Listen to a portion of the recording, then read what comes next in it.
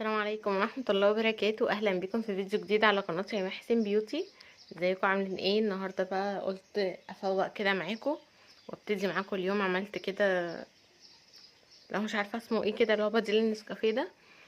المهم النهاردة بقى عايزة ايه، اتكلم معاكم في كومنت كده جالي على الفيديو اللي فات، ولقيته واخد لايكات كتير قوي، فقلت يلا.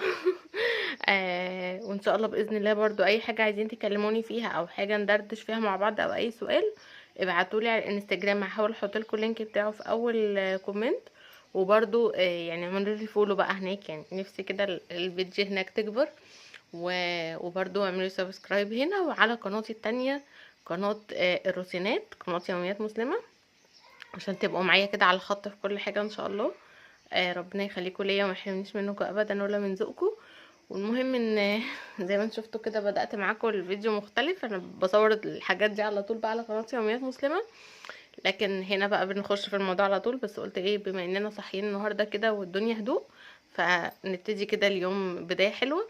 فيلا بقى قوموا اعملوا حاجة تشربوها وتعالوا بقى عشان نتكلم في موضوع. بصوا، موضوع مهم جدا جدا جدا جدا ويهم كل الستات بشكل عام.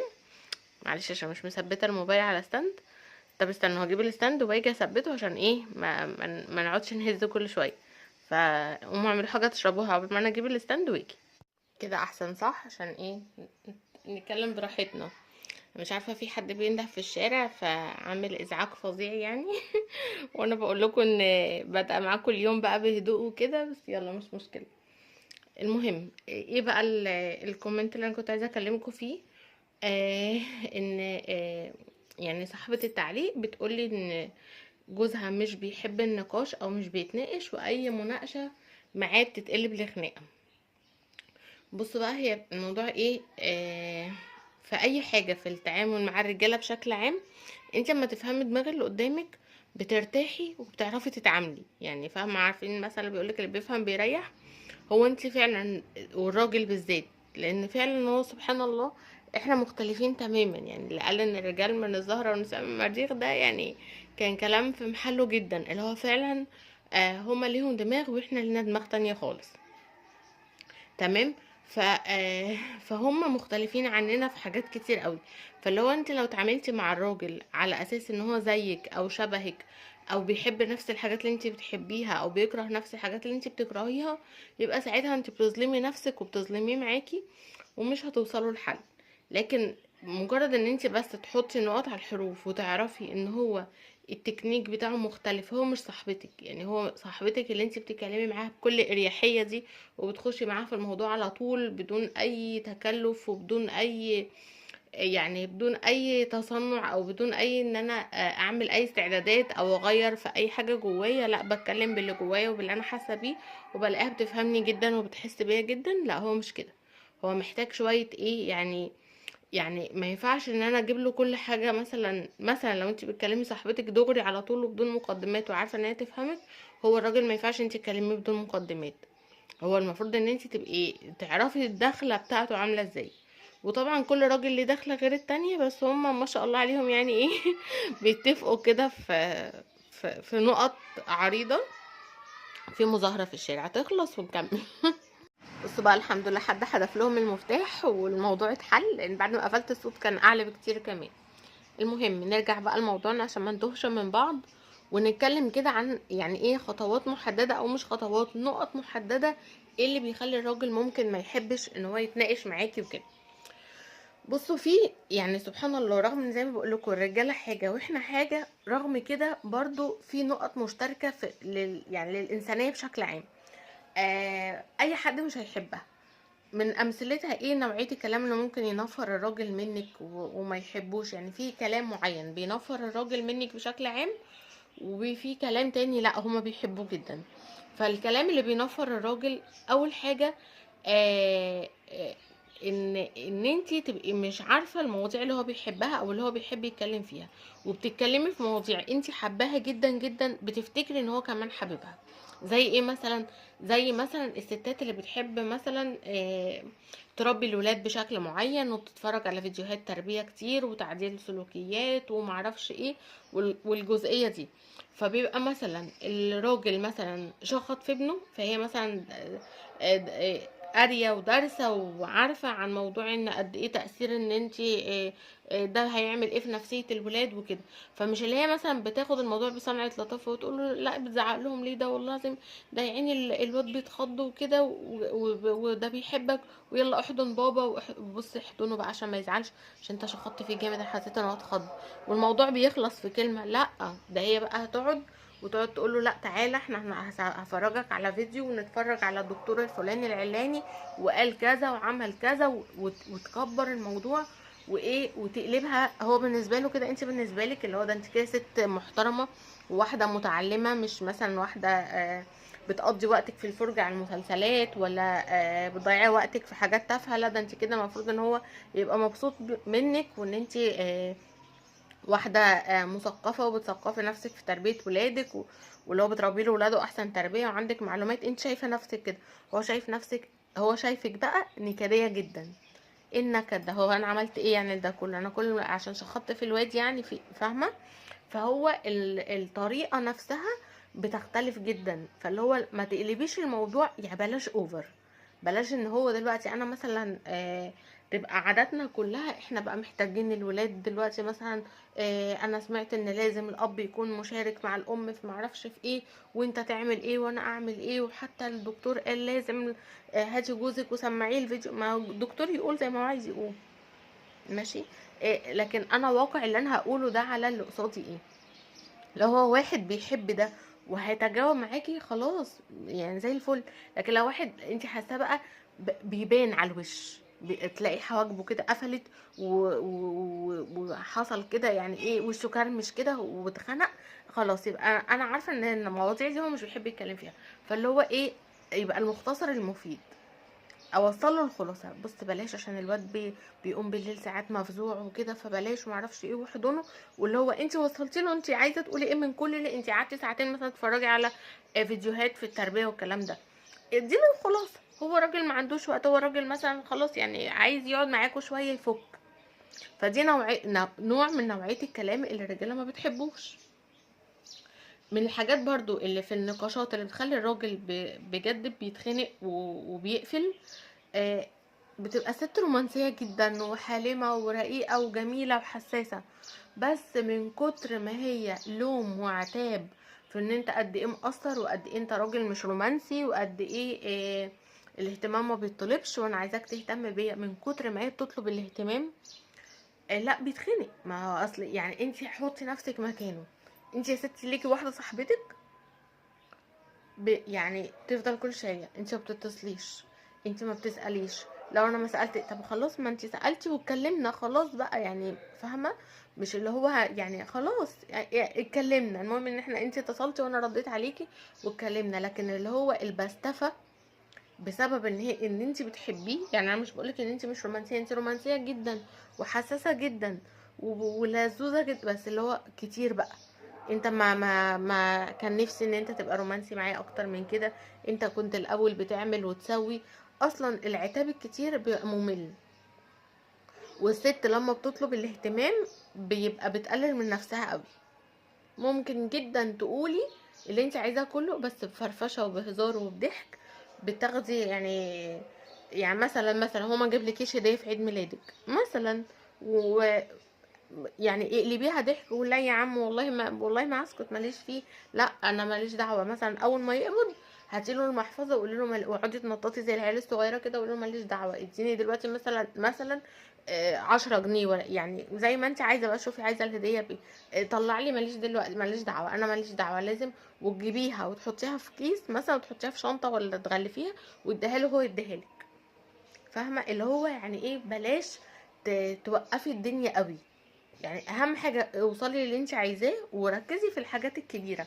يعني على قد ما تقدري ما تعيشيش دور المظلوميه قدامه وتفضلي طول الوقت عماله بتتكلمي معاه وتحسسيه قد ايه ان هو مقصر معاكي، وقد ايه هو مهمل فيكي، وقد ايه بيجرحك، وقد ايه بيزعلك، وقد ايه انت بتاخدي على خاطرك.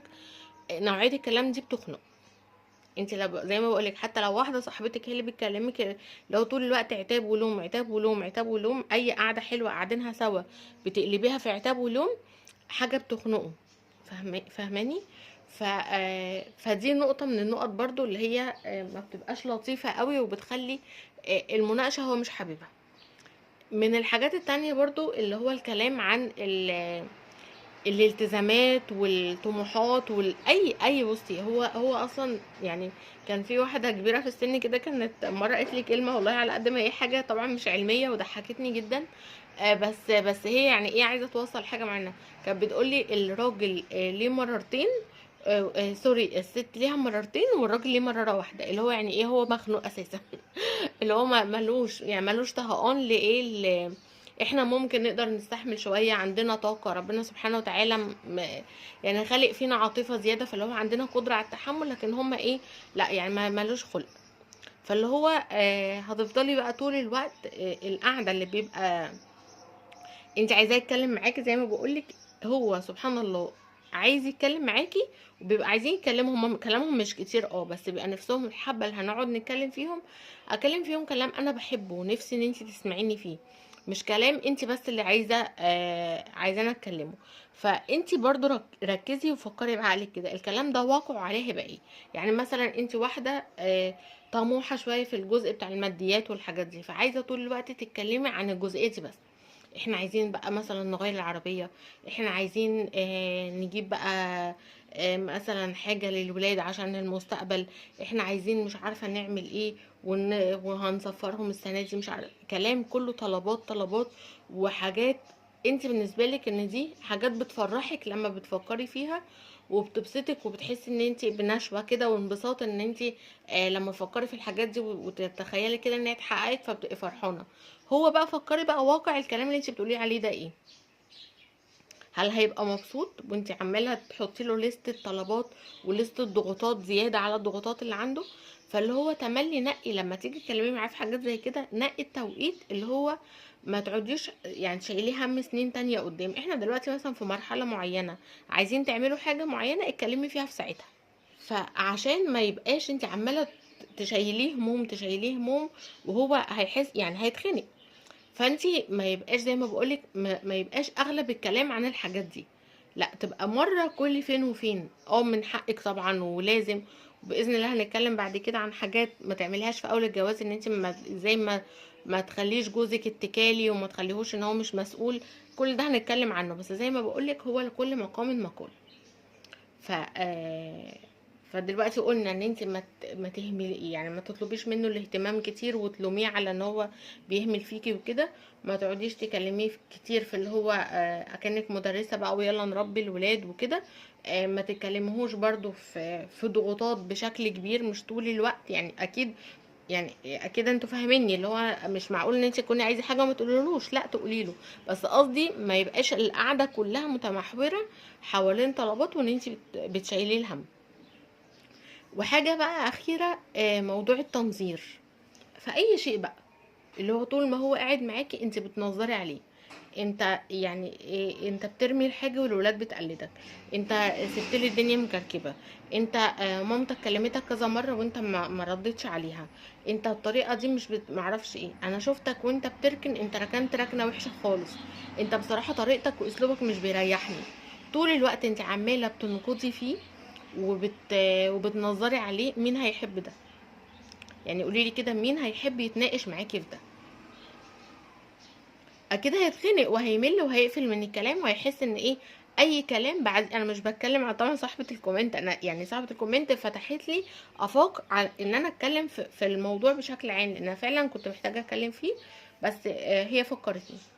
فالمهم ان فهو زي ما بقولك، يعني مين هيتحمل ان انت تفضلي تقعدي تبيعي وتشتري فيه وتبستفي فيه طول القعده، وطول الوقت تنظير تنظير تنظير؟ ما هيتخنق يعني، خلاص هو يعني مين هيستحمل ده؟ فاهماني؟ فكل ما تكون القعده لطيفه، وكل ما يكون انت كلامك حلو وكلامك لذيذ وحكايات لذيذه ومسليه، مثلا مواضيع لايت كده، تكون يعني حاجات مثلا موجودة، مثلا حاجات اللي بتطلع ترند، ايا كان بقى، حاجات عن الكورة، حاجات عن الاخبار، حاجات كتير بتطلع كده بتبقى بتضحك وجميله، توري له البوست مثلا، تتكلموا فيه، تضحكوا تهزروا. الرجاله برضو بيحبوا جدا الكلام الهق والمق يعني عارفه اللي هو لو هو بيحب ده. لان في رجاله تانية اكيد زي ما بقولك صوابعك مش زي بعضيها، بس عموما هما بيحبوا الكلام اللي هو فيه هزار وفرفشه اكتر، عشان يعرفوا يبقى عندهم الطاقة ان انت لما تيجي تكلميهم في الحاجات الجد يكون عندهم القدرة والاستجابة، وان هم يعرفوا يتجاوبوا معاكي في الكلام الجد ده. لكن اللي هو كلام بقى هزار كتير، اللي هو ايه رأيك مثلا في الحاجة الفلانية اللي كنت لابساها، قلت لكم في الفيديو بتاع العيد ده انا الفترة الجاية مش عارفة عايزة انزل، نفسي مثلا اجيب حاجة لونها كذا واعمل لك مش عارفة يوم ايه. حاجات زي كده بيحبوا الكلام ده جدا. حتى كلامك معاه في التليفون، صوتك وطريقتك والحاجات دي كلها، كل ما هتكوني بتعززي الجزء الانثوي فيكي اكتر، كل ما هيكون هو زي ما بقولك عنده طاقة بقى للحاجات التانية. الضغوطات بتاعة الحياة هتكوني انتي يعني هتكوني عارفة تعملي التوازن ده. ومن ناحية تانية لما يجي يتكلم معاكي في مواضيع مش على هواكي او انتي مش حباها، ما تقفليش عليه في الكلام. يعني في رجالة كتير جدا بيحبوا يتكلموا مثلا عن العربيات، مثلا عن الكورة، فاللي هو انت اكنك انت واحده هي مش من اهتماماتك خالص، ولا في دماغي ولا نفسك تعرفي عنها اي حاجه، بس تحسسين ان انت قد ايه عايزه تسمعي. ايه ده بجد؟ يعني العربيه دي احسن من دي مثلا، او بجد هو اللاعب ده، طب هو ايه اللي خلاه ساب الفريق بتاعه وراح للفريق التاني؟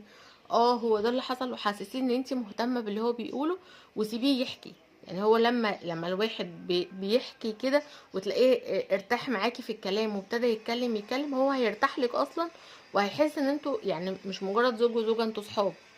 فاهماني؟ فاللي هو مش شرط ان هو بيكلمك في حاجه يكون الموضوع ده من اهتماماتك. يعني ما تاخديهوش، لان في ستات بتبقى عمليه زياده عن اللزوم، بيبقى بالنسبه لها ايه الهبل ده وايه تضييع الوقت، وانا يعني بيصدعني بكلام. لا معلش، ما هو كل حاجه يعني كل حاجه ولها المقابل بتاعها. انت عايزه واحد يتكلم معاكي ويتناقش معاكي في حاجات معينه، فانت لازم في المقابل ان انت يعني تكوني مرتاحه معاه في الكلام. يعني هو في اكتر من زوج وزوجه يحصل بينهم خرز زوجي، او يبقى ما فيش بينهم حوار، هيبقى فاضل ايه تاني بقى في الحياه الزوجيه؟ فلازم عشان حاجه معينه اتغاضى عن حاجه معينه، اكون انا ذكيه واعرف اتعامل. انت لو مديرك في الشغل بيحكي لك عن حاجه وبيكلمك في حاجه، انت هتقفي غصب عنك، هتقفي هتسمعيه وهتمثلي ان انت قد ايه منبهره بكلامه، وقد ايه كلك اذان صاغيه. فيعني جوزك اولى، فاهماني؟ وغير ان هو جوزك اولى، هو في غيرك ممكن يقوم بالدور ده. يعني خليكي حاطه في بالك حاجه زي كده جدا، يعني ان شاء الله باذن الله ممكن. وعلى فكره في ان شاء الله باذن الله فيديو جاي، او خلال يعني الفيديوهات الجايه، مش عارفه هيكون ترتيبه ايه في الفيديوهات، بس اللي هو لو جوزي بيحب زميلته في الشغل. يعني الحب ده حاجه، غير بقى الراجل اللي هو يعني بتاع ستات، يعني دي حاجه ودي حاجه. فاللي هو هكلمكم بقى باستفاضه ان شاء الله عن الموضوع ده. لا، في ستات ما شاء الله ذكيه جدا جدا، وبتعرف تريح الراجل في الكلام وتحسسه قد ايه ان هي مستمتعه بكلامه وكده. ف... فبلاش تخلي غيرك يقوم بالدور ده. انت لما هو يجي يحكي لك عن حاجه آه ما تصديهوش، وما تبقيش زي ما بقولك ان انت تكوني انانيه في الحوار، اللي هو انت عايزاه يكلمك في الحاجات اللي انت بتحبها بس. لا، عايز يحكي لك عن طفولته، وقد ايه هو مثلا راجل كان جامد جدا ومعتمد على نفسه، او ان هو مش عارفه عانى مع معرفش مع اهله في ايه. عايز يفضفض، ايا كان ايه هي نوع الفضفضه اللي هو عايز يفضفضها. فانت نفس الوقت لما يجي يتكلم عن حاجه اسمعيه، وحاسين انت مستمتعه بالحوار، مش اللي هو مجرد انت بتسمعيه تأدية واجب وخلاص. وركزي جدا جدا على الجزء اللي هو يعني الجزء الانثوي في الحوار، سواء صوتك، في طريقه ردك على التليفون، حتى وانت قاعده معاه، اللبس اللي انت بتبقي لابساه. يعني طول الوقت انت لما بتبقي اموره كده وهتيجي تتكلمي وطريقتك لذيذه وفرفوشه، هيتقبل منك اي حاجه.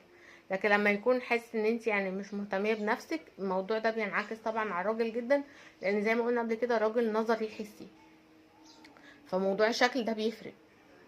ريحتك، البرفيوم بتاعك والحاجات دي، وقعدتك وطريقتك نفسها في الكلام وانت بتحكي الحوارات، زي ما بقولك حاجات كده لايت ولذيذه وخفيفه، هيكون طبعا غير خالص ما تكوني قلبه ست النظره وانت قاعده بتكلمي.